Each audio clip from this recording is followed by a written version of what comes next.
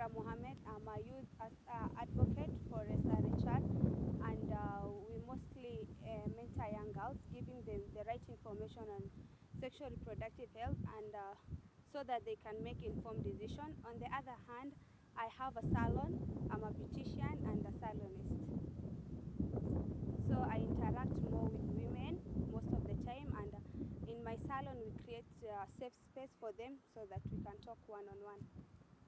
According to my experience, I have seen, I can start with age.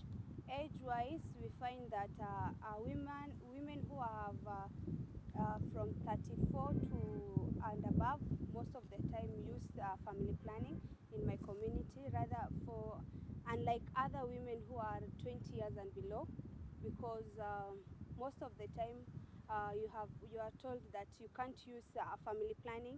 That's a myth. You can't use a family planning when you are young. Maybe you can't achieve or get the enough children that you want.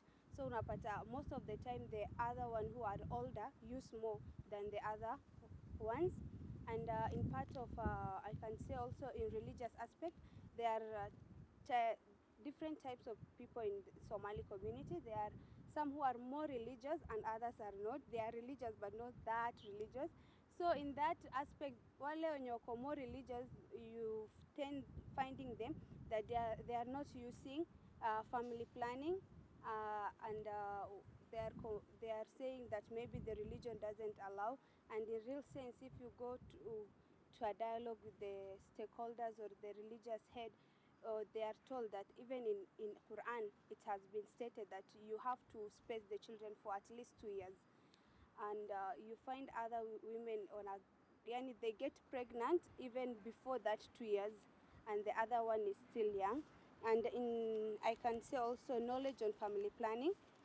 Many women in my community lack information on contraception.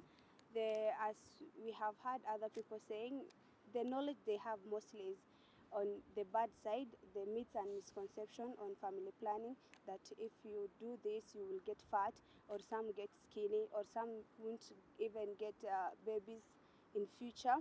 So we should give them more on, yani give them the correct information on contraception and how to use the contraception.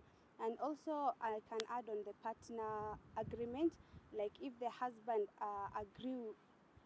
Most of the women in Somali community, they can't make decision on their own. They must consult the husband. And most of the time unapata the husband are the one who are against this family planning. And for me, I will encourage more, like the husband should be given information, kwa sababu unaweza pata most of the husbands have 4 wives. Imagine you give one man an information, and the four of the wives will go and access contraception, rather than giving the wife alone and the husband won't listen. Okay, the experience I got is more on barriers of on where to access the family planning, and which facilities to go to. Especially unapata when someone goes to a facility, you get they get stigma and discrimination from the service providers, and there is also lack of language barrier. And in that language barrier, if I come and translate for the woman, it's like there's lack of confidentiality and privacy for the client, hata open up to the service provider. Yeah, there's and also I can say the youth-friendly centers are few, especially for the refugees, because wanaogopa tu kwenda kuonekana from, like, they call the other Kenyans like wengine, unaelewa, they feel comfortable and confident going to where they feel it's theirs, and they are comfortable. So for me, I'll encourage more of maybe youth-friendly centers for the refugee. Even if there is existing youth-friendly centers, it creates that space for the refugee, especially where I come from in Eastleigh. Unapata youth-friendly centers in very few. Yeah. Okay, one, creating awareness and giving the refugee women and girls the right information. Most of the time hutawapata kwa mashule, so you will find them in madrasas. But if we come up with a syllabus that in madrasas at some point the girls can be given information on their body, on how to choose nini nataka for my body, unaelewa. And also going to house, kwa manyumba au ma CHV waende kwa manyumba wapate the right information.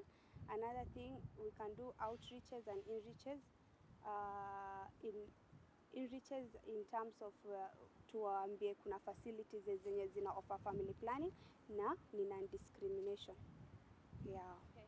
Well, I can say most of the time tumedeal mostly na women, right? And we are seeing improvement, but si venye tunataka. There's slow improvement. What if we change the narrative and give information to men?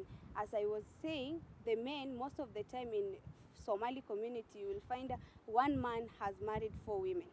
And what if I give that one man the information, he will pass to his other 4 women, and also to his sisters, and also to his moms. Yani itaenda too broad. Yeah, that's my thinking. Okay, what I hear mostly is the myths and misconception from women. I heard that I took maybe the 3-month injection, and now I'm getting more fat, and I don't want to get fat. So while the other women, if they hear that, wanasema, that thing is very bad, you don't have to use it. Unaona? So it's like it's discouraged the other women to use the family planning, because the only thing that passes most in my community is the negative part, not the positive aspect of family planning.